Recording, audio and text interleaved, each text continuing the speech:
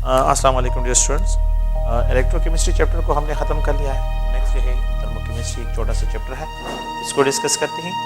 और इसमें थर्मोकेमिस्ट्री जो है इसमें हम क्या क्या डिस्क्राइब करते हैं, किस तरह जो है एक्सोथर्मिक रिएक्शन क्या होते हैं, एंडोथर्मिक रिएक्शन क्या होते हैं, सिस्टम की इंताल्फी क्या होती है। तो इन सारी चीज़ों को जो है हमने यहाँ पे डिस्कशन करने हैं। दो किस्म के रिएक्शंस होते हैं कि लेट्स सपोज जो है अगर मैं यहाँ पे डिस्क्राइब करता हूँ कि ये कार्बन है और इस कार्बन को जो है अगर मैं बर्न करता हूँ विद ऑक्सीजन के साथ, तो यहाँ पे जो है ये सॉलिड स्टेट में है, it is converted into carbon dioxide gas. यहाँ पे स्टैंडर्ड एंथैल्पी ऑफ रिएक्शन जो है it will be equal to -393 kilojoule per mole energy जो है यहाँ पे रिलीज होती है। ये chemical reaction point of view से हम बात करते हैं कि if the carbon is allowed to burn with oxygen, carbon dioxide बनते और इतनी एनर्जी रिलीज होती है, एक्सोथर्मिक फिनोमेना। अगर मैं एक और पॉइंट को यहाँ पे एक्सप्रेशन करता हूँ कि यहाँ पे ये हाइड्रोजन है, and if it is allowed to react with iodine, तो यहाँ पे 2 हाइड्रोआयोडिक एसिड बनता है और यहाँ पे जो एंथैल्पी ऑफ द रिएक्शन है तो it is written as a +53 kilojoule per mole energy जो है यहाँ पे। ये अगर पॉजिटिव साइन है तो ये एंडोथर्मिक है, यहाँ पे नेगेटिव साइन है तो ये एक्सोथर्मिक रिएक्शन है। जिन रिएक्शन में रिएक्टेंट्स की एनर्जी रिलीज होती है और रिएक्टेंट कंबाइन होते हैं और जो है हम लोगों के पास प्रोडक्ट की साइड एनर्जी रिलीज होती है एक्सोथर्मिक है, और जिनमें रिएक्टेंट कंबाइन होकर एनर्जी एब्जॉर्ब करते हैं इसको एंडोथर्मिक रिएक्शन से डिस्क्राइब करते हैं। ये केमिकल चेंज है। एक और चेंज जो है अगर आप देखें ये आइस है, अगर मैं इस आइस को हीट करता हूँ, इसमें एनर्जी ऐड करता हूँ तो it is converted into the liquid phase, ये लिक्विड फेज में कन्वर्ट होता है। अगर मैं इसमें और एनर्जी ऐड करता हूँ तो it is converted into the vapour phase, ये वेपर फेज में कन्वर्ट होता है। तो अगर मैं इसको हीट करता हूँ तो ये लिक्विड में, अगर मैं इसको और हीट कर लेता हूँ, हीट इसमें ऐड करता हूँ तो वेपर फेज में ये कन्वर्ट होता है। तो यहाँ पे जब हीट चेंजेस होते हैं तो state of the matter change होता है। जब हीट चेंजेस आते हैं तो स्टेट ऑफ द मैटर जो है क्या होता है, चेंज होता है। The branch of chemistry where we have to study the heat changes during a chemical change हो या फिजिकल चेंज हो, ये फिजिकल चेंज है।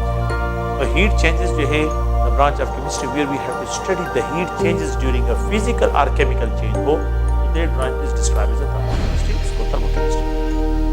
So the branch where we have to study the heat changes,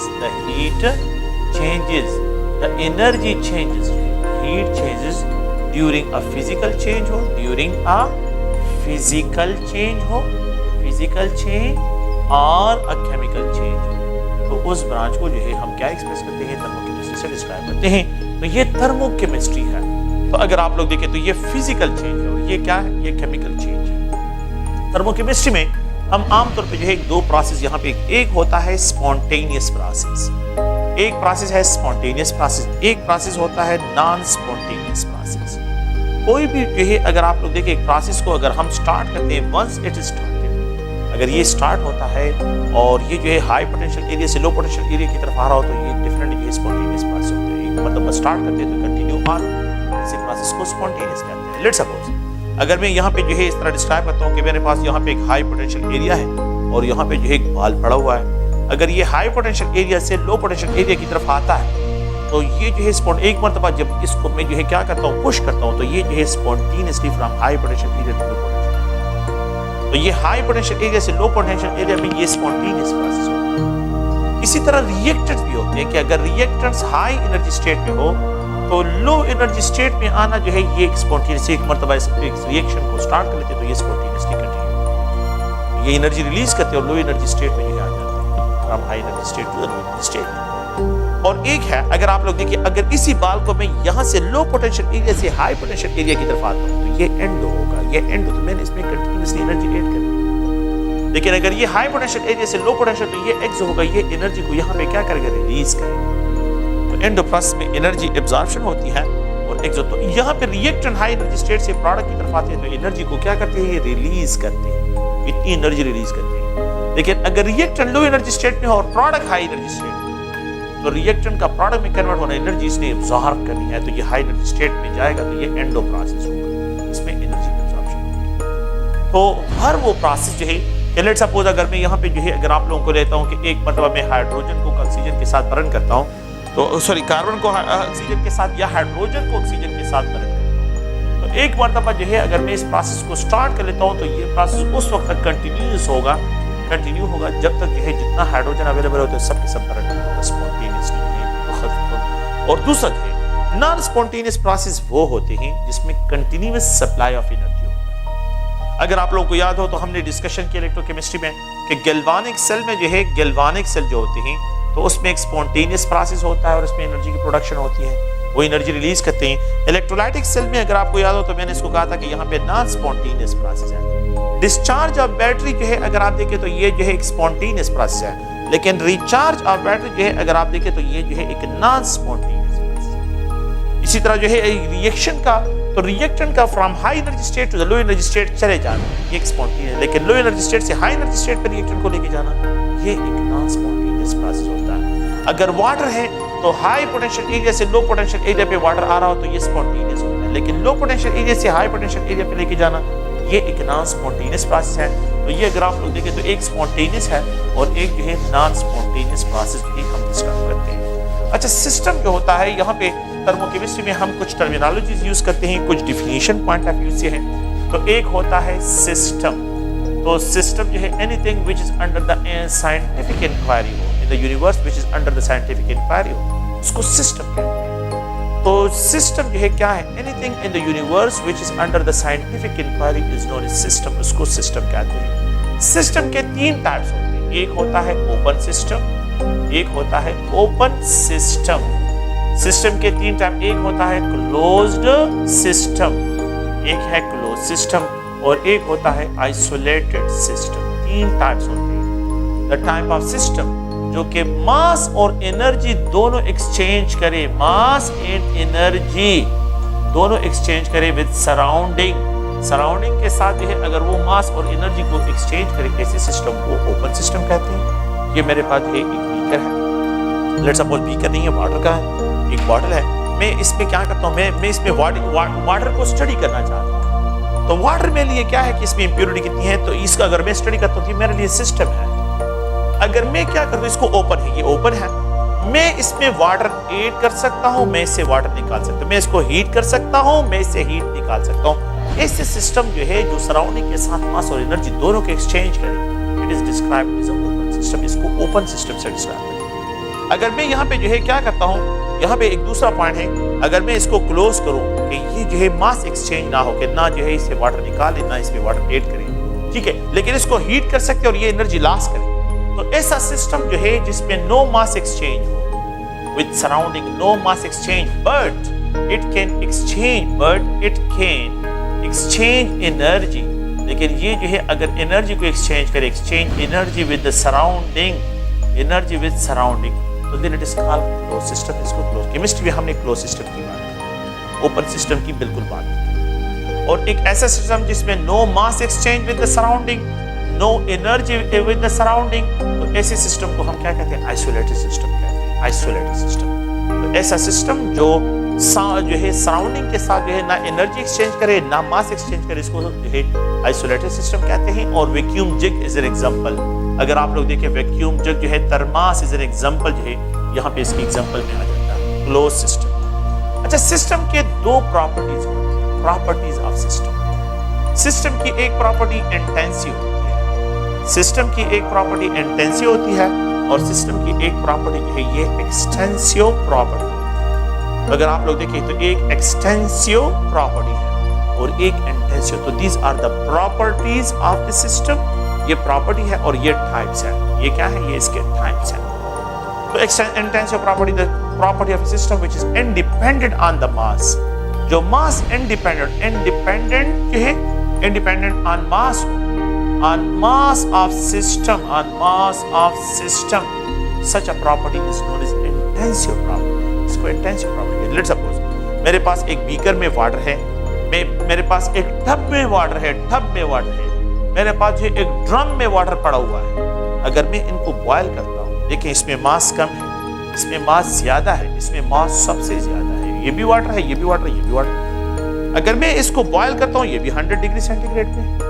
अगर मैं इसको boil करता हूं तो ये भी 100 डिग्री सेंटीग्रेड पे। अगर मैं इस ड्रम ऑफ वाटर को भी बॉयल करता हूं तो ये भी 100 डिग्री सेंटीग्रेड पे बॉयल होगा। ये मास पे इंडिपेंडेंट है, 100 पे ये भी बॉयल होगा, ये भी बॉयल होगा, ये भी बॉयल होगा। तो इट मींस कि जो है ऐसी प्रॉपर्टी जो मास इंडिपेंडेंट हो, तो boiling melting point is surface tension of a liquid, जो है ये इंटेंसिव प्रॉपर्टी। विस्कोसिटी, अगर आप लोग देखें तो ये इंटेंसिव प्रॉपर्टी। ये क्या है? विस्कोसिटी जो है, वेपर प्रेशर जो है, ये इंटेंसिव प्रॉपर्टी है। ये अमाउंट पे इंडिपेंडेंट होती है। सिस्टम का वेपर प्रेशर जो होता है वो अमाउंट पे इंडिपेंडेंट होता है। सिस्टम की वो प्रॉपर्टी जो मास डिपेंडेंट होती है, the property of a system, the property of a system which is mass dependent हो, which is a mass dependent हो, mass dependent, जो mass dependent हो उसको जो है क्या कहते हैं? एक्सटेंसिव प्रॉपर्टी कहते हैं। अब अगर आप देखें यहाँ पे मास, we know that mass is directly proportional to heat, heat जो है जहाँ पे मास ज्यादा होगा वहाँ पे हीट कंटेंट ज्यादा होंगे। अब 100 डिग्री सेंटीग्रेड या 90 डिग्री सेंटीग्रेड मेरे पास इस वाटर का टेम्परेचर है, इसका जो है 90 डिग्री सेंटीग्रेड टेम्परेचर है, यहाँ पे 90 डिग्री सेंटीग्रेड टेम्परेचर है मेरे पास वाटर, इसकी हीट कंटेंट ज्यादा होगी। जहाँ पे मास ज्यादा वहाँ पे हीट कंटेंट, जहाँ पे मास कम उसके हीट कंटेंट कम, जहाँ पे मास कम उसके हीट कंटेंट सबसे कम। तो हीट और मास में क्या है? Direct relation. इस सिस्टम की वो प्रॉपर्टी जो मास डिपेंडेंट है उसको एक्सटेंसिव प्रॉपर्टी कहते हैं। तो सिस्टम की एंथैल्पी ऑफ ए सिस्टम जो है, अगर आप लोग देखें तो ये जो है क्या है? Extensive property. मास मतलब क्या है? अगर मैं इस तरह एक्सप्लेन करूं, ये मीथेन है, it is allowed to burn with oxygen, you will get mole of carbon dioxide, 2 mole of water, और यहाँ पे जो है 890 kilo joule per mole energy. ये 16 ग्राम मीथेन को बर्न करता हूं तो इतनी एनर्जी रिलीज होती है। अगर मैं ये मास डबल करूं तो फिर ये एनर्जी भी डबल हो जाएगी ना, 890 डबल हो जाएगी। अगर ये मास 3 टाइम इंक्रीज करो तो ये एनर्जी भी 3 टाइम इंक्रीज होगी। तो जितना mass of the reactor increase करता हो एनर्जी भी ज्यादा इंक्रीज, ये मास डिपेंडेंट प्रॉपर्टी। तो सिस्टम की वो प्रॉपर्टी जो मास डिपेंडेंट हो उसको जो है एक्सटेंसिव कहते हैं, और सिस्टम की वो प्रॉपर्टी जो मास इंडिपेंडेंट हो उसको इंटेंसिव प्रॉपर्टी से डिस्क्राइब। सिस्टम की 2 प्रॉपर्टीज होती हैं, तो सिस्टम की जो है 2 प्रॉपर्टीज हैं। अच्छा, एक और फैक्टर जो है जिसको जो है यहाँ पे डिफिनीशन की तरफ आते हैं वो भी है, एक है स्टेट फंक्शंस क्या होते हैं। स्टेट फंक्शन का नाम आप लोगों ने सुना होगा। स्टेट फंक्शन क्या है? स्टेट वेरिएबल भी इसको कहते हैं। State function, state variable, state function. अगर आप देखें मैं यहाँ पे ये आइस है, आइस इज सॉलिड स्टेट है। अगर आप लोग देखें इसको लिक्विड स्टेट में कन्वर्ट करता हूँ, ये लिक्विड स्टेट, और अगर आप देखें ये जो है लिक्विड स्टेट, इस वाटर को बॉयल करता हूँ और फिर उसके बाद इसको वेपर फेज, ये गैसियस फेज में है, ये गैस है, ये लिक्विड स्टेट और ये आइस सॉलिड स्टेट। अगर आप केमिस्ट्री के स्टूडेंट्स, अगर मैं आपको ये कहूँ कि मेरे पास वाटर 0 डिग्री सेंटीग्रेड पे है तो ये कौन से स्टेट में होगा? 0 डिग्री सेंटीग्रेड टेम्परेचर पे वाटर कौन से स्टेट में है? Solid state.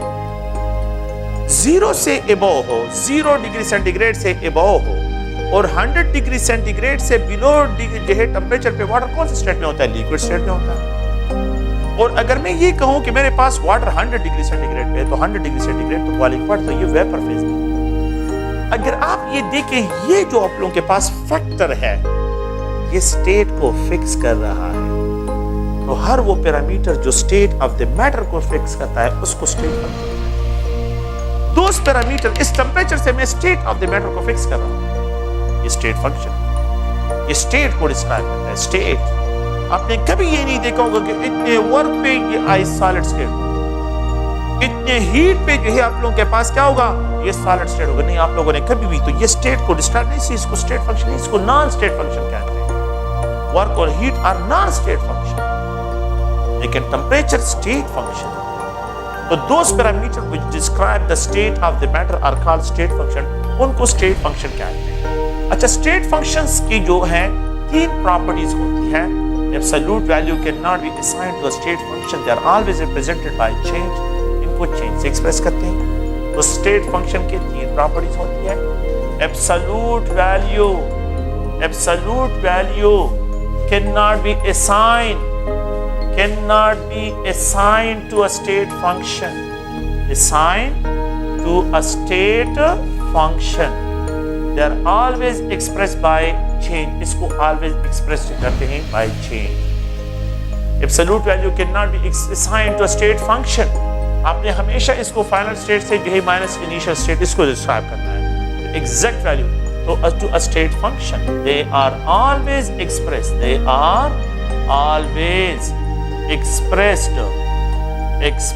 by चेंज, इसको जो है हमेशा चेंज से एक्सप्रेस करते हैं। तो ये पहली प्रॉपर्टी है। अच्छा, एब्सोल्यूट वैल्यू क्या मतलब क्या है? ये आप लोगों के पास वाटर है, 25 डिग्री सेंटीग्रेड टेम्परेचर है इसका, 25 डिग्री सेंटीग्रेड इसका टेम्परेचर है, T1 है। मैं इस वाटर को हीट करता हूं तो इसका टेम्परेचर 28 डिग्री सेंटीग्रेड तक पहुंच जाता है, ये T2 हो गया। Absolute value can not be assigned, तो मैं क्या करता हूं, they are always expressed by change. तो state function T2 minus T1, final state of the system minus initial state of the system, ये डिफरेंस फाइंड करता हूं। तो 28 माइनस 25 इज इक्वल टू 3, तो मैंने डिफरेंस फाइंड आउट कर लिया, absolute नहीं हुआ, मैंने चेंज को एक्सप्रेस किया। तो एग्जैक्ट वैल्यू नहीं, मैंने चेंज से इसको फाइंड आउट करते हैं, डिफरेंस से फाइंड आउट करते हैं। सेकंड पॉइंट ये है कि स्टेट फंक्शन ये है, स्टेट फंक्शन सेकंड प्रॉपर्टी ये है कि state function are independent on path, are independent on path, ये पाथ पे इंडिपेंडेंट होते हैं, they depend only on initial and final state, they depend only on initial and final state of a system, final state of a system, ये system के initial और final state पे सिर्फ depend है, they are independent on the path। मैंने यहाँ पे इसको हीट कर दिया, देखिए पाथ का मतलब क्या है इसका, मैंने इसको हीट कर दिया तो टेम्परेचर 28 पे चला गया, हीटिंग की है, एनर्जी हीट की, यहाँ पे हीटिंग की है। Temperature can be defined, temperature को हम यह इस तरह डिफाइन करते हैं कि it is a measure of average kinetic energy of all particle present in a system. System की जितनी काइनेटिक एनर्जीज होती है, सिस्टम की जितनी काइनेटिक एनर्जी होती है, तो ये उसका मेजरमेंट एक्सप्रेस करता है टेम्परेचर। अगर मैंने यहाँ पे हीटिंग की है इसको, मैं यहाँ पे क्या करता हूँ, एक कंटेनर लेता हूँ और उसमें 25 डिग्री सेंटीग्रेड टेम्परेचर है, टेम्परेचर 25 डिग्री सेंटीग्रेड, ये टेम्परेचर T1 है। मैं इसमें एक मैकेनिकल स्टेरर लगा लेता हूँ, तेजी के साथ इसको स्टर करता हूँ, काइनेटिक एनर्जी सिस्टम की इंक्रीज हो जाएगी। जब काइनेटिक एनर्जी इंक्रीज होगी तो इसका टेम्परेचर इंक्रीज हो जाएगा। तो यहाँ पे ये 28 डिग्री सेंटीग्रेड तक लेट्स सपोज T2 टेम्परेचर पहुंच जाए, 28 डिग्री सेंटीग्रेड। देखिए मैंने स्टीयरिंग के जरिए इसका टेम्परेचर 25 से 28 पे लेके गया, यहाँ पे हीटिंग के जरिए जो है इसका टेम्परेचर लेके गया, पाथ चेंज किया है, एक जगह पे एनर्जी हीट फॉर्म में और एक जगह पे मैकेनिकल स्टीयरिंग कर रहा हूँ, और मैकेनिकल स्टीयरिंग के जरिए इसका, तो लेकिन चेंज दोनों में क्या है, सेम है।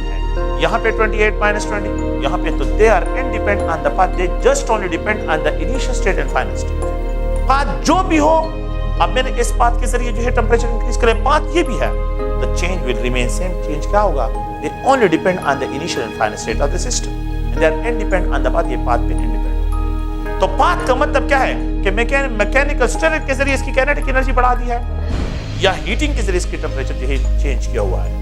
The third point जो है, last point, अगर आप देखें स्टेट फंक्शन की जो property, we know that the equation PV is equal to nRT. Now this equation is known as state equation.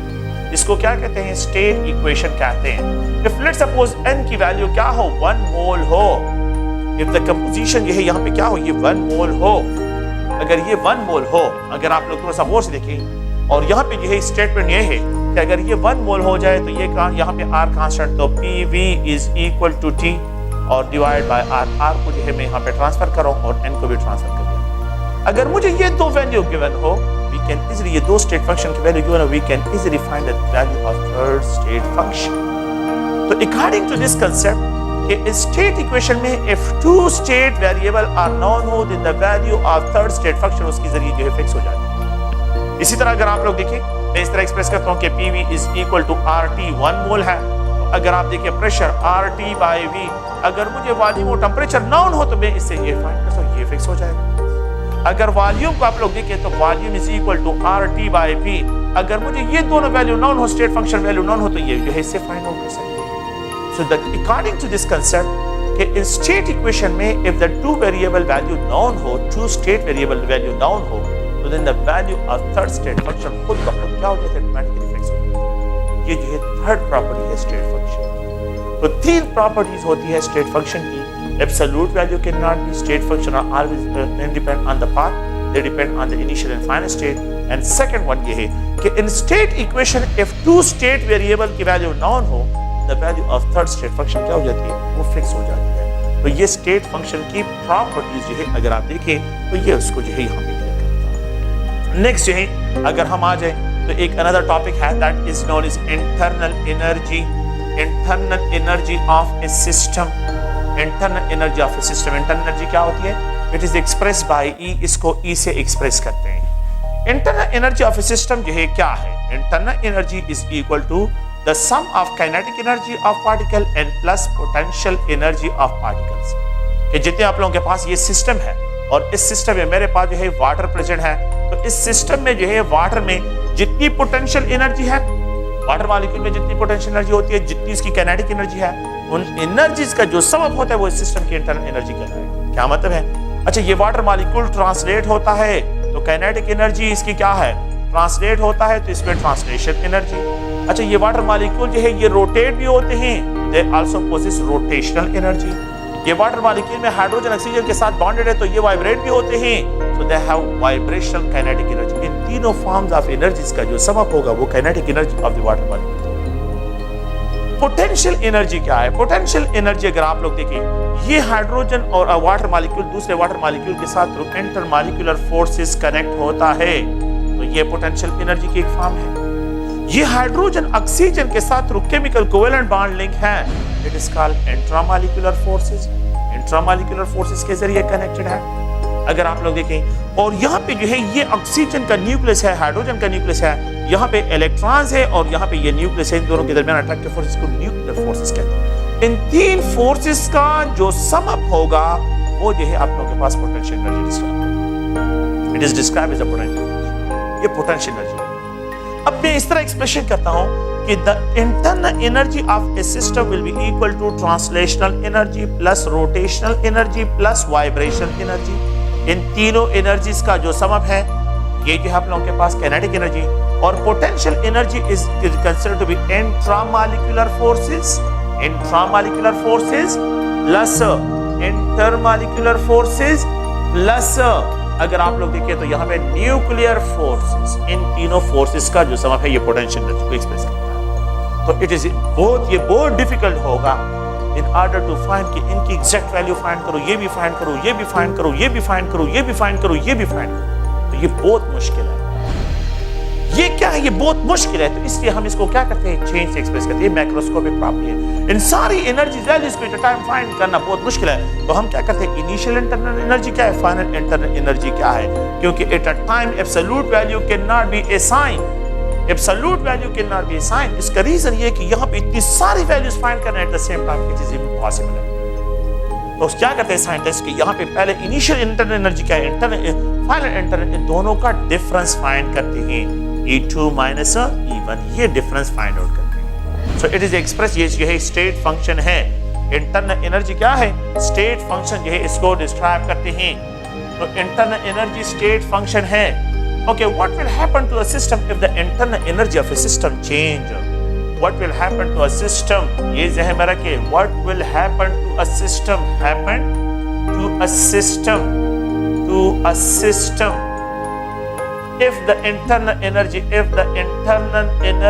of a system change, internal energy of a system change, अगर system की internal energy change हो जाए, what will happen to the system? System को क्या हो जाता है? तो पहला पॉइंट ये है कि सिस्टम की इंटरनल एनर्जी अगर चेंज होती है, आइस है, ये लिक्विड है और यहाँ पे जो है ये वेपर्स है, तो इसकी इंटरनल एनर्जी कम, इसकी इंटरनल एनर्जी ज्यादा, इसकी इंटरनल एनर्जी और ज्यादा हो जाती है, तो state of the system will change. State of system change observe होगा, state of system will be change, ये जो है चेंज हो जाएगा अगर सिस्टम की इंटरनल एनर्जी चेंज हो जाए। सेकेंड पॉइंट ये है कि मेरे पास वाटर है कंटेनर में और इस कंटेनर में इंटरनल एनर्जी इसकी 1 है, इसका टेम्परेचर T1 है। अगर मैं इसको क्या कहते हैं, इसकी इंटरनल एनर्जी, ये भी लिक्विड स्टेट में है, लिक्विड स्टेट, और ये भी लिक्विड स्टेट में है। यहाँ पे अगर आप लोग देखें तो यहाँ पे ये भी लिक्विड स्टेट, ये भी लिक्विड स्टेट में है, लेकिन ये 25 डिग्री सेंटीग्रेड और ये 50 डिग्री सेंटीग्रेड, तो स्टेट तो सेम है लेकिन टेम्परेचर। तो इफ द सिस्टम की इंटरनल एनर्जी चेंज हो जाए तो temperature change will be observe, temperature change और विल बी ऑब्जर्व। तो यहाँ पे जो है temperature change will be observe, यहाँ पे टेम्परेचर चेंज क्या होगा, वो ऑब्जर्व, तो it will be described as a observe, जो है यहाँ पे टेम्परेचर चेंज ऑब्जर्व होगा। Okay, if the internal energy of a system sufficient change हो जाए तो then a chemical change will be observe, chemical change है ये क्या होगा, विल बी ऑब्जर्व, ये ऑब्जर्व होगा अगर आप लोगों के पास sufficient amount of the internal energy of the system change हो जाए। अगर मैं इसमें बहुत ज्यादा एनर्जी ऐड करता हूं तो वाटर डिकम्पोज हो जाएगा, हाइड्रोजन गैस और ऑक्सीजन गैस में कन्वर्ट हो जाएगा। ये पॉइंट जो है मेरा कि द फोर्थ पॉइंट ये है, all of the above statement जो है ये करेक्ट वन है। So what will happen to the system if the internal energy of system change, अगर सिस्टम की इंटरनल एनर्जी चेंज होती है तो टेम्परेचर चेंज होगा, स्टेट चेंज होगा, और यहाँ पे जो है आप लोग ज़हन में रखें केमिकल चेंज जो है ये आप लोगों के पास ऑब्जर्व होगा। तो ये all of the above statement है ये करेक्ट स्टेटमेंट है। नेक्स्ट जो है अगर हम देखें तो यहाँ पे जो है फर्स्ट लॉ ऑफ थर्मोकेमिस्ट्री है, फर्स्ट लॉ ऑफ थर्मोकेमिस्ट्री, तो it is also called law of energy conservation, law of energy conservation. According to this law, energy can neither be created nor destroyed during a physical process हो या during a chemical process हो। Physical हो या chemical process, energy can neither be created nor destroyed, although one form of energy is converted into another form. Photochemical energy is converted into heat energy. Photochemical energy, different forms of energy form में भी appear होती है। Heat energy is can be converted into internal energy and work में जो है appear होगा। So according to this concept, the energy of the universe, energy of the universe will remains constant. Universe will remains constant. Will remains constant. According to this concept, the energy of the universe will remains constant. ये system की जो energy होगी ये remains constant जो है यहाँ पे हमने डिस्क्राइब करना है। तो according to this concept अगर आप लोग देखें यहाँ पे जो है एक सिस्टम है और यहाँ पे ये गैसेस है, गैसेस है, गैसेस मॉलिक्यूल है, कांस्टेंट प्रेशर पे मैं क्या करता हूँ इसमें हीट एंटर करते हैं, सिस्टम की इंटरनल एनर्जी इवन है।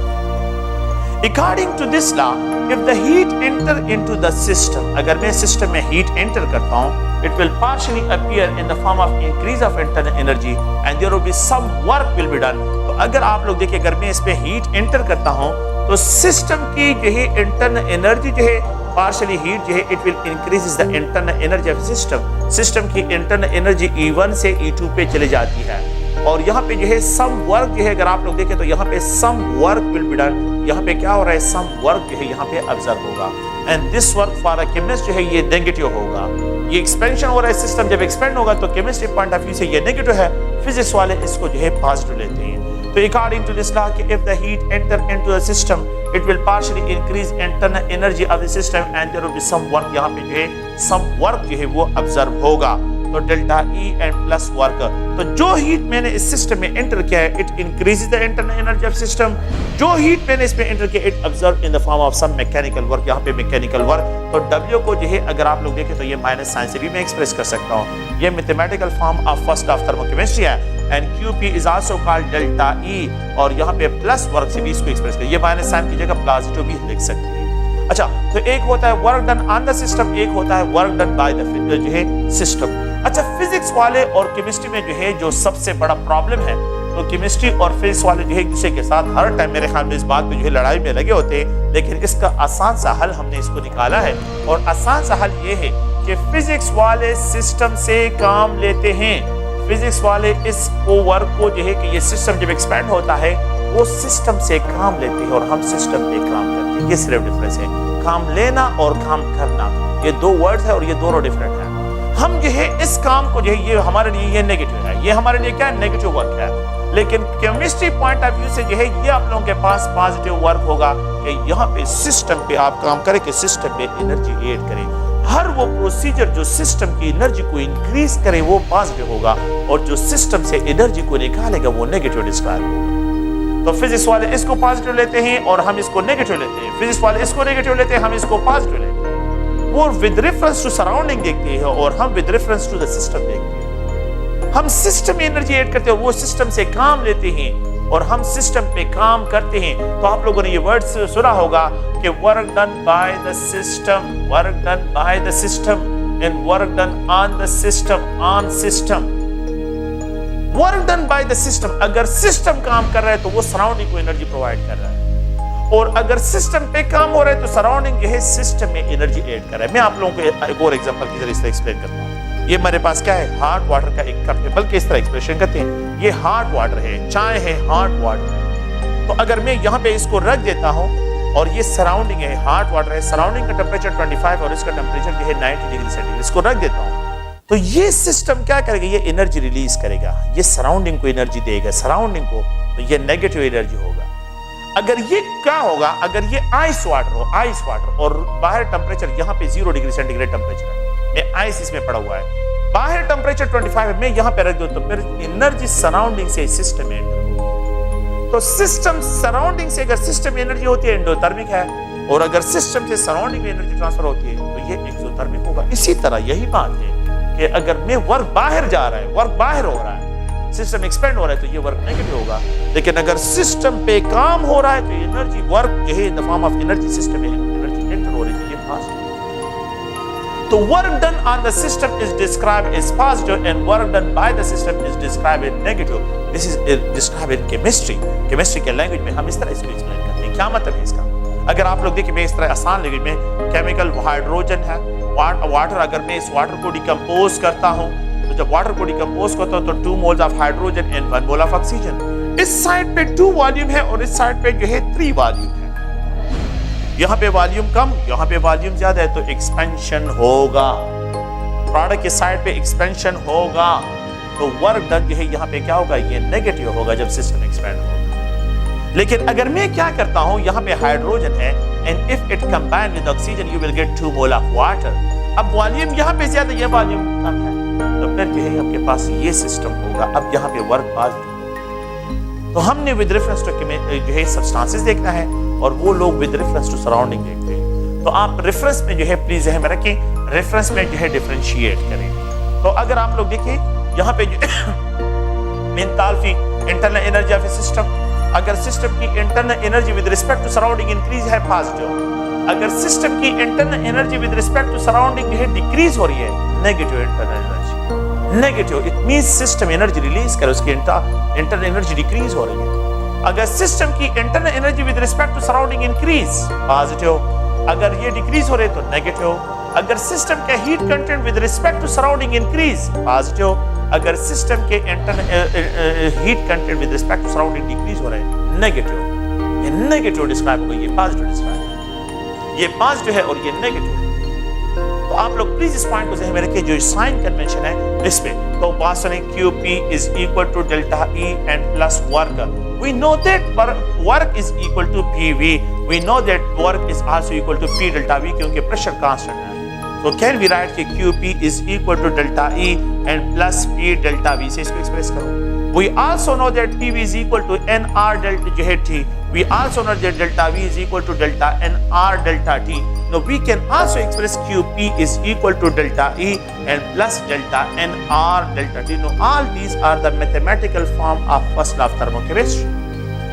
ये सब के सब जो है अगर आप लोग देखें तो फर्स्ट लॉ ऑफ थर्मोकेमिस्ट्री की जो है क्या है, थर्मोकेमिस्ट्री की जो है मैथमेटिकल फॉर्म्स हैं। अगर आप लोग देखें तो ये कांस्टेंट प्रेशर पे, प्रेशर को मैंने यहाँ पे कांस्टेंट रखा, मैंने पहले बताया QP मैंने लिखा था, तो QP में जो है अगर आप लोग देखें तो प्रेशर को यहाँ पे कांस्टेंट रखते हैं। Know the condition is isobaric condition. ये कंडीशन क्या है? आइसोबैरिक कंडीशन, जिसमें मैंने प्रेशर को कांस्टेंट रखता हूँ। तो कांस्टेंट प्रेशर पे जो है आप लोगों के पास सिस्टम के लिए जो जनरल कंसेप्ट हैं, तो ये सब के सब ये एक्सोथर्मिक है, एंडोथर्मिक है, और ये एक्सोथर्मिक प्रोसेस को एक्सप्रेस करते हैं minus W QP is equal to delta E minus जो है अगर आप लोग देखिए मैं इस तरह एक्सप्रेस करता हूँ minus P delta V QP is equal to delta E minus delta NR delta T। ये सब के सब जो है ये मेथड जो है क्या है, इसमें नेगेटिव वर्क हो रहा हो, नेगेटिव वर्क है। सिस्टम एक्सपेंड होगा तो यहाँ पे जो है नेगेटिव वर्क है, यहाँ पे इसके लिए डिस्क्राइब करते हैं ये नेगेटिव वर्क होगा। तो यहाँ पे नेगेटिव वर्क है और यहाँ पे जो है आप लोगों के पास क्या है, ये पॉजिटिव वर्क, इसके लिए एक्सप्रेशन करते हैं। ये सब के सब जो है mathematical form of first law of thermochemistry है। अगर आप लोग देखें, अगर मैं यहाँ पे आइसोकोरिक कंडीशन को लेता हूँ, आइसोकोरिक कंडीशन, केमिस्ट्री में 2 कंडीशन है, एक आइसोबैरिक कंडीशन, एक आइसोकोरिक कंडीशन हमने लेना है। इट मींस कांस्टेंट वॉल्यूम पे क्या करते हैं, कांस्टेंट वॉल्यूम लेते हैं, कांस्टेंट वॉल्यूम पे। So the heat enter into the system at constant volume will only increases the internal energy and there will be no work. यहाँ पे कोई वर्क नहीं होगा क्योंकि मैंने सिस्टम को सील कर दिया है, सिस्टम को सील कर दिया कि ये एक्सपेंड ना हो। तो जितना हीट में एट कांस्टेंट वॉल्यूम इस सिस्टम में एंटर करूंगा, it will only increase internal energy of system and there will be no work, no work. So no work done will be observed. No work जो है, no work done will be observed. There will be no work done observed during the constant volume. During constant volume, अगर आप लोग देखें constant volume तो gases को अगर आप सील कर लेते हैं, there will be no work. अच्छा, the work की वैल्यू जो है जीरो होगी. The work की वैल्यू जीरो होगी for solid. If the reactants क्या हो, system solid state में हो, there will be no work. उसके लिए वर्क नहीं होगा. And the work value will be considered zero for the liquid. Liquid जो है उसके लिए भी वर्क की वैल्यू क्या होगी, क्योंकि वो भी एक्सपेंड नहीं होती है तो उसके लिए भी जीरो होगा. The work value will be considered for the zero for gases, जब क्या हो, सील्ड हो, सील्ड गैसेस हो, कांस्टेंट वॉल्यूम हो, सील हो जाए तो वर्क की वैल्यू क्या होगी यहाँ पे. तो जितना भी हीट में इस सिस्टम में एंटर करोगा, it will only increases the internal energy of system. System की सिर्फ क्या करेगा, इंटरनल एनर्जी को इंक्रीज करेगा. And there will be no work, यहाँ पे कोई वर्क है ऑब्जर्व नहीं होगा. तो आइसोकोरिक कंडीशन में आप लोगों ने प्लीज ध्यान में रखना है कि मैं अगर सिस्टम को जो है यहाँ पे जितने हीट कंटेंट इस पे ऐड करूंगा, there will be no work, यहाँ पे वर्क बिल्कुल नहीं होगा. तो सोडियम सॉलिड स्टेट में है, ब्रोमीन जो है ये लिक्विड स्टेट में है, और यहाँ पे जो है अगर आप लोगों को जो है हाइड्रोजन गैस सील हो, अगर मैं आपको ये कहूँ कि मैं इसमें हीट एंटर करता हूँ तो it will only increase the internal energy, there will be no work, यहाँ पे भी कोई वर्क नहीं होगा. और मैं यहाँ पे सील लिख देता हूँ, सील का मतलब है constant volume, so there will be no work, यहाँ पे कोई वर्क फिर अपीयर नहीं होगा. तो आपने इन अल्फाज को, इन वर्ड्स को, स्टेट ऑफ द सिस्टम को जो है आप लोगों ने देखना है. ओके, नेक्स्ट जो है अगर हम यहाँ पे डिस्कशन करते हैं तो वो है एंथैल्पी. अगर आप देखें तो एंथैल्पी कैसे कहते हैं, the total heat content of a system, total heat contents of a system, heat contents of a system is known as enthalpy of a system. Now, enthalpy of a system is described by H, and it is equal to E and plus pressure volume work है, इन दोनों का सम के बराबर है. The internal energy of a system and plus pressure volume work. Enthalpy of a system is always determined at constant pressure. So it is always determined at constant pressure. ये हमेशा constant pressure पे जो है determine होती है. Enthalpy of a system is always determined at constant pressure. तो ये जो है it is equal to, it is expressed, तो the total heat H1 होगा, E1 होगा, pressure constant है तो V1 होगा. अगर ये H2 हो जाए तो ये E2 हो जाएगा प्लस PV2 हो जाएगा. तो the change in enthalpy will be equal to the change in internal energy and plus pressure volume work change होगा. Okay, we can also write delta H is equal to delta E and plus जो है यहाँ पे delta N R delta D. तो it is also the mathematical form of first law of the enthalpy of system. System की enthalpy के लिए ये दोनों इसके मैथमेटिकल फॉर्म है. For exothermic reaction enthalpy H2 minus H1 है. अगर आप लोग देखिए एक रिएक्शन होते हैं एक्सोथर्मिक, तो ये प्रोडक्ट एंथैल्पी, ये रिएक्टेंट एंथैल्पी. अगर एक होते हैं एंडोथर्मिक रिएक्शन, तो आपने क्या करना है, अगर फाइनल एंथैल्पी जो है, अगर मैं सिंपल इस तरह लिख दूं कि अगर आप लोग देखें यहाँ पे एंथैल्पी ऑफ सिस्टम जो है ये 10, ये जनरल लिख रहा हूँ 10 किलो जूल है, और रिएक्टेंट की एंथैल्पी जो है मैं ये यहाँ पे लिख देता हूँ कि ये जो है 15 किलो जूल पर मोल है. तो इनका डिफरेंस क्या होगा, ये -5 किलो जूल होगा. तो it is described as exothermic. अगर ये क्या हो, यहाँ पे लिख दूं कि ये 20 किलो जूल, दूसरा पॉइंट, ये एक्सोथर्मिक रिएक्शन होगा, नेगेटिव साइन है. ये 20 किलो जूल पर मोल हो, और यहाँ पे जो है आप लोगों के पास क्या है, यहाँ पे जो है ये 15 किलो जूल जो है अगर आपके पास रिएक्टेंट की एंथैल्पी हो, तो इन दोनों का डिफरेंस +5 किलो जूल पर मोल हो. आप लोग बात सुनिए please, +5 kilo joule per mole minus ये 5 जो है तो ये एंडोथर्मिक होगा, और ये नेगेटिव है. तो जिस रिएक्शन के लिए एक्सोथर्मिक है तो वहां पे react product enthalpy minus reactant enthalpy, अगर ये डिफरेंस नेगेटिव आ रहा हो तो ये जो है एक्सोथर्मिक है, और अगर ये डिफरेंस पॉजिटिव आ रहा हो तो ये एंडोथर्मिक प्रोसेस है. तो एंथैल्पी फॉर रिएक्शन पॉजिटिव भी हो सकती है और नेगेटिव जो है, ये दोनों वैल्यू जो है हम यहाँ पे क्या कर सकते हैं, डिस्क्राइब करते हैं. सिस्टम की enthalpy, when the enthalpy of a system is determined at 298 Kelvin temperature and 1 atmospheric pressure, then it is called standard enthalpy. तो यहाँ पे जो है एक अनदर वर्ड इस्तेमाल करते हैं, standard enthalpy of a system, enthalpy of a system. तो सिस्टम की जो standard, it is express bye H0. ये नॉट जो है when enthalpy of a system is determined at 298 Kelvin temperature and 1 atmospheric pressure and 1 atmospheric 760 mm of mercury, then we call it standard enthalpy of system. इसको standard enthalpy of a system से describe करते हैं. When enthalpy of a system is determined at 298 Kelvin temperature and 1 atmospheric pressure, then it is called standard enthalpy of a system. इसको standard enthalpy and it is described by H naught से इसकी expression करते हैं. It is described by H. Standard enthalpy of an element is described to be zero. इसको zero लिखते हैं at their standard state. If the element or standard enthalpy of an element is always described zero at their standard state. At their standard state.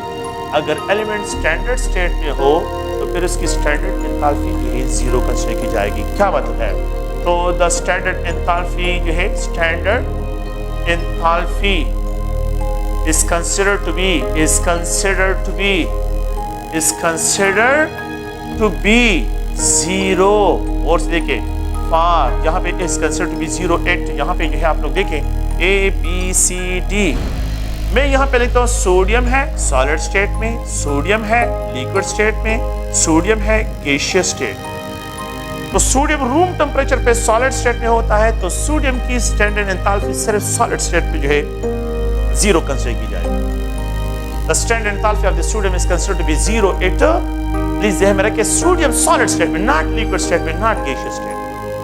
The standard enthalpy of an element is considered to be zero. अगर आप लोग देखिए दूसरा यहाँ पे जो है bromine solid state में, ब्रोमीन लिक्विड स्टेट में, ब्रोमीन गैसियस स्टेट में, रूम टेम्परेचर पे ब्रोमीन लिक्विड स्टेट में होगा तो इस लिक्विड स्टेट के लिए जो है आप लोगों ने स्टैंडर्ड एंथैल्पी जीरो यही कंसीडर करना है. सॉलिड स्टेट में इसकी जीरो नहीं होगी और गैसियस स्टेट में भी जीरो नहीं होगी. यहाँ पे ये A है, B है, C है, D है, ये तीन स्टेट्स है. तीनों स्टेट्स को यहाँ पे ऑक्सीजन सॉलिड स्टेट में, ये सॉलिड स्टेट में, ऑक्सीजन लिक्विड स्टेट में, ऑक्सीजन गैसियस स्टेट में.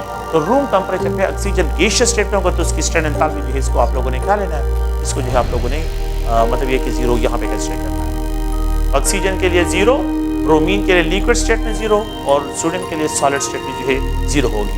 अगर आप लोग देखें ये सोडियम है सॉलिड स्टेट में, जब मैं इसको हीट करूंगा तो ये लिक्विड स्टेट में, जब मैं इसको और हीट करूंगा तो ये गैसियस फेज में कन्वर्ट होगा.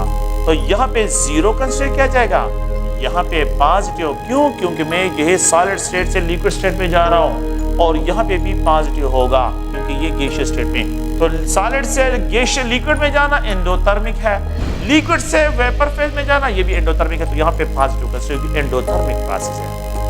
तो सोडियम की एंथैल्पी कभी भी नेगेटिव नहीं हो सकती, जीरो हो सकती है और पॉजिटिव हो सकती है. सेकंड पॉइंट ये है, ये ब्रोमीन है और यहाँ पे जो है ये ब्रोमीन अगर आप लोग देखें ये जो है लिक्विड स्टेट में इसकी जीरो कंसीडर की जाती है, लेकिन ब्रोमीन को अगर आप गैसियस स्टेट में लेके जाते हैं तो पॉजिटिव, क्योंकि गैस की एनर्जी द लिक्विड से ज्यादा है.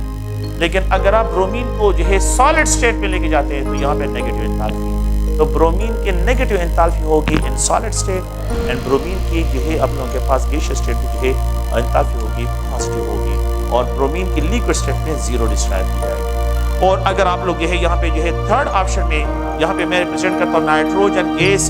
तो नाइट्रोजन गैसियस स्टेट में है, मैं इसको जो है क्या करता हूँ, इसको जो है लिक्विड स्टेट में कन्वर्ट करता हूँ नाइट्रोजन को. ये नाइट्रोजन है लिक्विड स्टेट में और अगर आप लोग देखें फिर इस लिक्विड स्टेट से जो है नाइट्रोजन को जो है सॉलिड स्टेट में कन्वर्ट करते हैं तो गैस की एनर्जी ज्यादा, तो गैस से लिक्विड की तरफ जाना नेगेटिव, इसकी एनर्जी कम करनी है, और लिक्विड से फिर सॉलिड की तरफ जाना ये भी नेगेटिव है. तो नाइट्रोजन गैसेस की जो एंथैल्पी होगी वो लिक्विड फेज में और जो है सॉलिड स्टेट में जो है ये नेगेटिव डिस्क्राइब होगी. तो नाइट्रोजन की जो है यहाँ पे जीरो कंसीडर की जाएगी, यहाँ पे जीरो, यहाँ पे जो है नेगेटिव और इस कंडीशन में भी आप लोगों के पास नेगेटिव होगी. तो ये आप लोगों के पास क्या है, ये एक जनरल जो है रिप्रेजेंटेशन और the standard enthalpy of the elements is considered to be zero, इनके लिए जीरो कंसीडर करते हैं. नेक्स्ट जो है अगर आप देखें यहाँ पे कुछ डिफिनीशंस हैं कि यहाँ पे पहला पॉइंट क्या है, standard enthalpy of formation. Standard enthalpy of formation, enthalpy of formation. कि स्टैंडर्ड एंथैल्पी ऑफ फॉर्मेशन क्या है।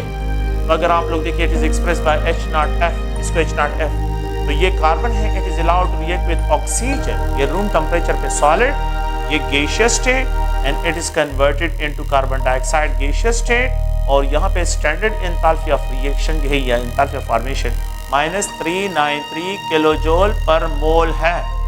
The amount of energy released और एब्जॉर्ब, यहाँ पे रिलीज है, when 1 mole of a compound is formed from its constituent element at their standard, ये बहुत important है, standard state, from their constituent, the reactant must be in the elemental form। ये reactants क्या है, elemental form में, ये elements है, compound ही element है, और यहाँ पे compound बना हुआ है, ये compound है। The amount of energy released when 1 mole of a compound is formed from its constituent element at their standard state is known as standard enthalpy of a formation। अगर यहाँ पे ये लिखा हो कि कार्बन लिक्विड स्टेट में है और ऑक्सीजन गैसियस स्टेट में और ये कार्बन डाइऑक्साइड गैस जनरेट करे, गलत है, ये स्टैंडर्ड एंथैल्पी ऑफ फॉर्मेशन को एक्सप्रेस नहीं करता। इसके लिए मस्ट है कि carbon in the solid state में है। अगर ये जगह, ये पॉइंट किसी जगह पे कि कार्बन सॉलिड स्टेट में और ऑक्सीजन गैस को यहाँ पे जो है लिक्विड स्टेट में, ये जो है स्टैंडर्ड एंथैल्पी ऑफ फॉर्मेशन को एक्सप्रेस नहीं करता। स्टैंडर्ड एंथैल्पी ऑफ फॉर्मेशन के लिए मस्ट है कि द रिएक्टेंट जो एलिमेंटल फॉर्म में हो और ये अपने स्टैंडर्ड स्टेट में हो। क्या हो, स्टैंडर्ड स्टेट में हो। सॉलिड जो है कार्बन रूम टेम्परेचर पे सॉलिड स्टेट में और ऑक्सीजन जो है ये गैसियस स्टेट में है, तो आपने उसके स्टेट को देखना है, उसके बेस पे डिसाइड करना है। How we have to find, ये प्रोडक्ट है, तो the enthalpy of the reaction is equal to, the enthalpy of the reaction is equal to standard enthalpy of the product, standard enthalpy of product minus standard enthalpy of reactant, ये reactants है। standard enthalpy of reaction -393 kilojoule per mole है। और यहाँ पे जो है standard enthalpy of carbon dioxide, standard enthalpy of carbon dioxide minus standard enthalpy of, और लिखें यहाँ पे standard enthalpy of carbon plus standard enthalpy of oxygen, इन दोनों का समअप -393 किलोजूल पर मोल।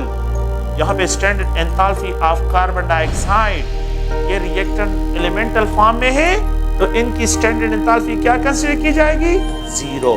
तो रिएक्शन की जो एंथैल्पी होगी वो कार्बन डाइऑक्साइड की एंथैल्पी के बराबर होगी। रिएक्शन की जो एंथैल्पी होगी वो कार्बन डाइऑक्साइड की एंथैल्पी के बराबर होगी। तो ये -393 किलोजूल पर मोल है।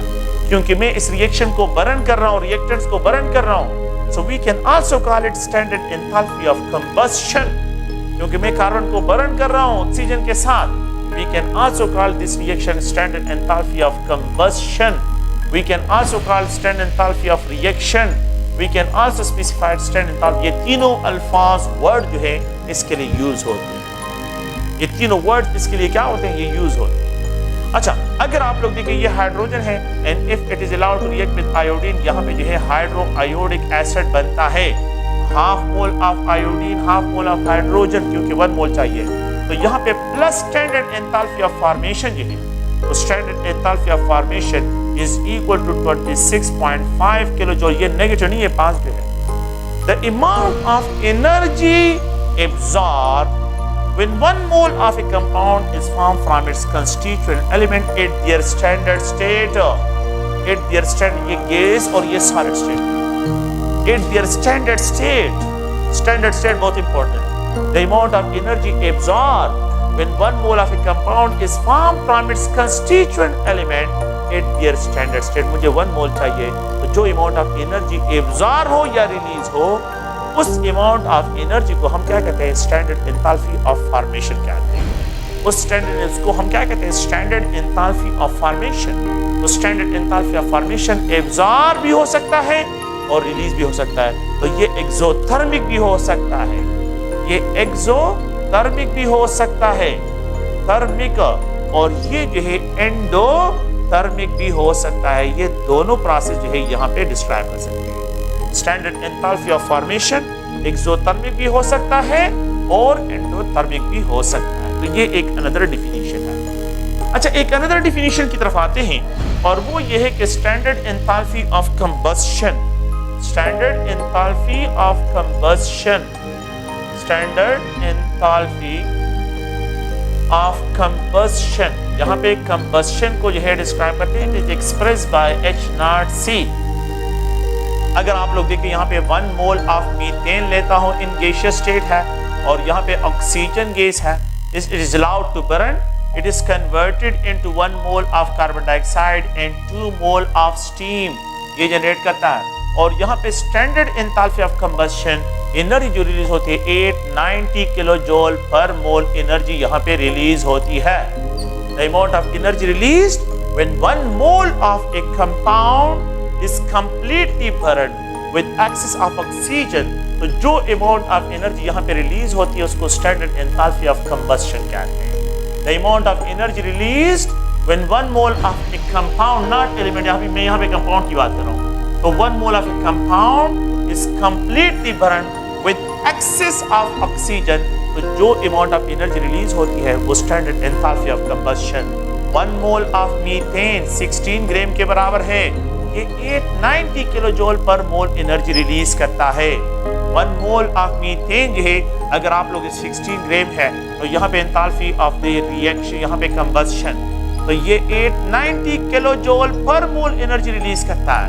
अगर ये 32 ग्राम हो जाए तो ये 2, अगर आप लोग ये डबल हो गया, मास डबल, तो एनर्जी भी डबल टाइम हो जाएगी, ये भी इंक्रीज हो जाएगी।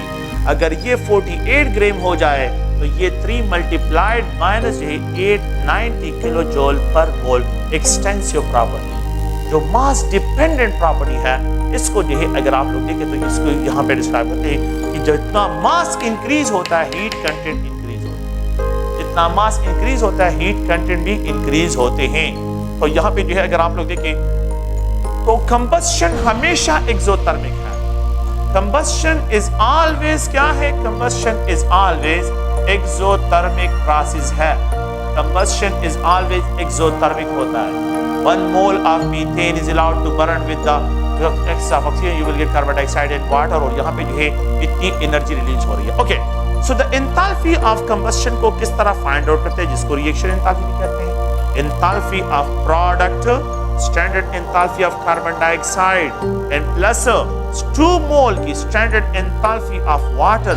वाटर ये है, ये 2 प्रोडक्ट हैं, कार्बन डाइऑक्साइड बना हुआ है और वाटर बना हुआ है। अच्छा, अगर आप लोग देखें ये दोनों, इन दोनों की एनर्जी का सम अप ये प्रोडक्ट एंथैल्पी के बराबर है, माइनस ये प्रोडक्ट है, ये फाइनल स्टेट है, ये इनिशियल स्टेट है, minus standard enthalpy of methane and plus standard enthalpy of oxygen. 2 mole of oxygen यहाँ पे लिखा है, तो मैं यहाँ पे 2 मोल ऑफ यही एक्सप्रेशन कर रहा हूँ। स्टैंडर्ड एंथैल्पी ऑफ रिएक्शन, अगर आप लोग देखें, we know that standard enthalpy of carbon dioxide is -393 kilo joule per mole है, इसकी फिक्स वैल्यू है।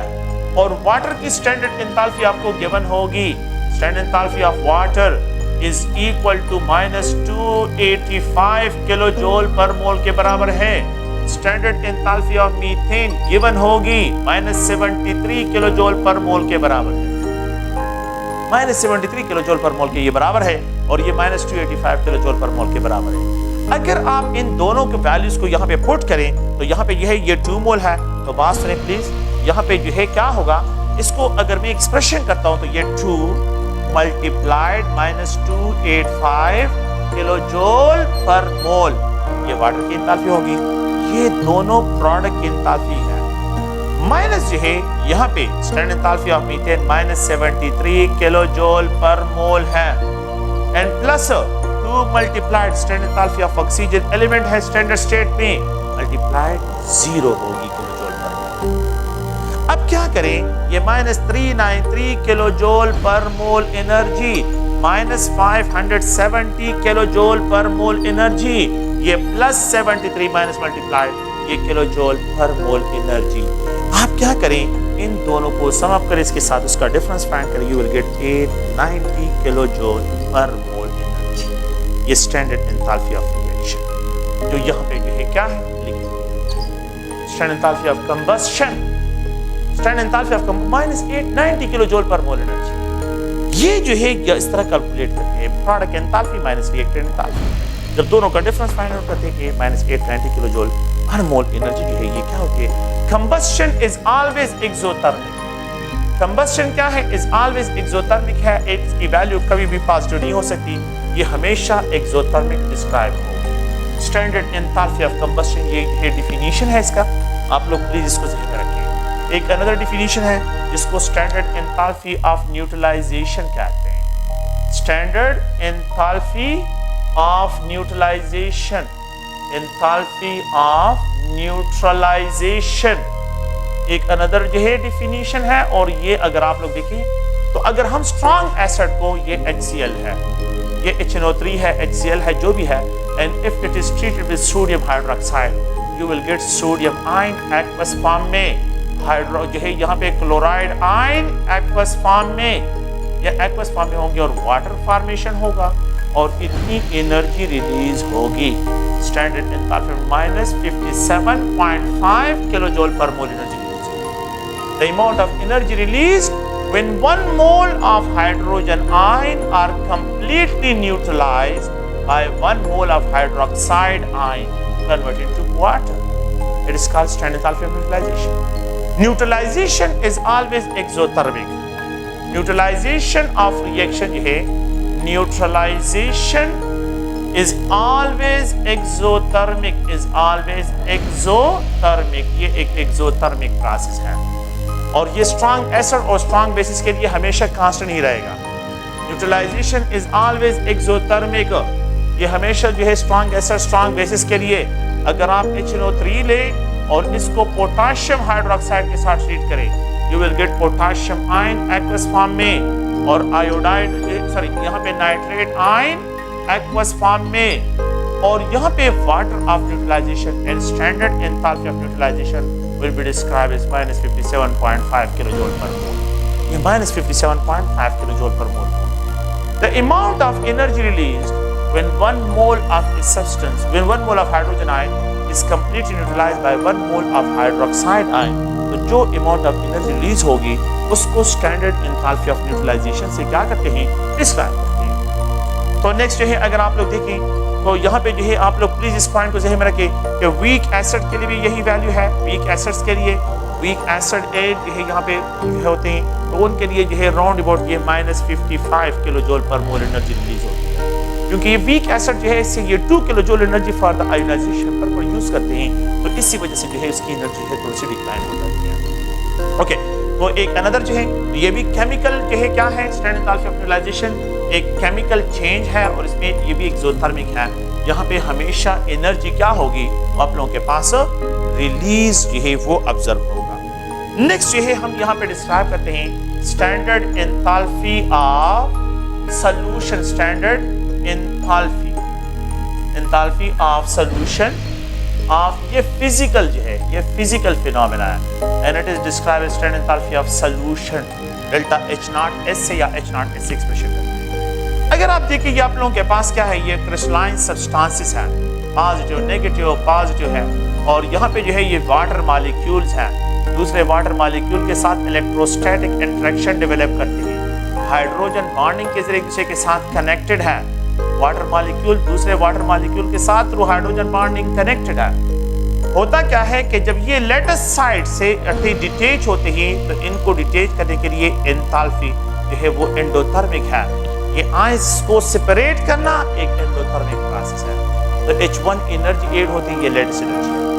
फिर इन मॉलिक्यूल को एक दूसरे सेपरेट करने के लिए रियूम क्रिएट करेंगे तो इन दोनों को सेपरेट करने के लिए भी इसमें एनर्जी ऐड करनी होगी। H2 ये भी एंडोथर्मिक स्टेप है और ये भी जो है आप लोगों के पास क्या है? एंडोथर्मिक स्टेप है। लेकिन जब ये वाटर मॉलिक्यूल और ये आयन एक दूसरे के साथ कंबाइन होती है तो यहाँ पे जो है एनर्जी रिलीज होती है। हाइड्रेशन हमेशा एक्सोथर्मिक होता है। हाइड्रेशन क्या है? हमेशा एक एक्सोथर्मिक प्रोसेस है। हाइड्रेशन हमेशा एक एक्सोथर्मिक प्रोसेस है। Solid molecule solid molecule solid molecule solid molecule solid molecule जो है सॉल्यूट पार्टिकल को सराउंड करते हैं। ये जो स्टेप है H3 ये जो है एक्सोथर्मिक होता है, ये एक्सोथर्मिक है। ओके, तो standard enthalpy of solution is equal to the step 1 enthalpy and plus is step 2 के enthalpy and plus is step 3 के enthalpy। ये step exo होता है और ये step जो है ये दोनों endo steps है।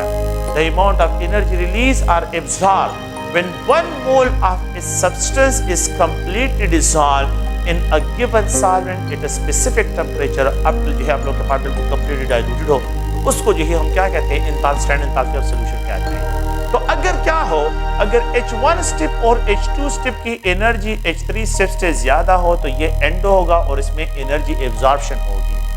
और अगर H3 स्टेप की energy H1 step and plus H2 step दोनों से ज्यादा हो तो फिर ये एक्स होगा, यहाँ पे जो है एनर्जी रिलीज होगी। ये क्या करेगा, ये एनर्जी रिलीज करेगा, ये फिजिकल फिनोमेना। इससे पहले जितने भी बातें की हैं वो केमिकल फिनोमेना है और ये जो है physical phenomena. So the amount of energy release or absorbed when 1 mole of solute is completely dissolved in a given solvent at a specific temperature. That amount of energy released or absorbed is known as standard enthalpy of solution. Okay, thank you. और next जो है इंशाल्लाह discussion